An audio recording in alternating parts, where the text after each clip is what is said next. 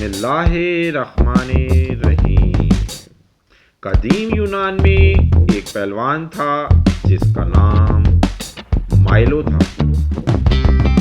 یہ اس دور میں 6 دفعہ اولمپک جیت چکا تھا۔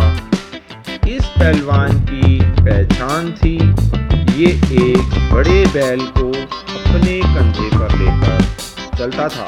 طاقت کا یہ نظارہ ہی اس کے مخالفین کے لیے کافی ہوتا تھا۔ وہ جنگ سے پہلے ہی جنگ ہار جاتے تھے۔ فرض کیا آپ بھی کارڈن گاؤں میں ہوتے اور دیکھتے مائلو ایک بیل کو کندھے پر بٹھائے چلا آ رہا ہے، تو آپ کیا کرتے؟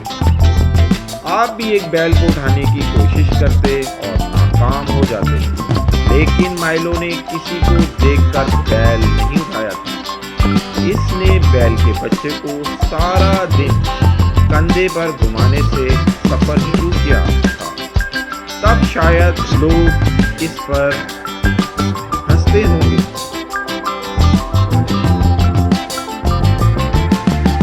روزانہ بیل کے بچڑے کو کندھے پر بٹھا کر گھومنے والے مائلو کی طاقت بیل کے بچے کی بڑھتی جسامت کے ساتھ بڑھتی چلی گئی، یہاں تک کہ اب یہ دیکھنے والوں کے لیے حیرت کے دور میں داخل ہو گئی۔ مائلو اب اس جسامت کا بیل لے کر گھوم رہا ہوتا تھا جس کا تصور دوسرے نہیں کر سکتے۔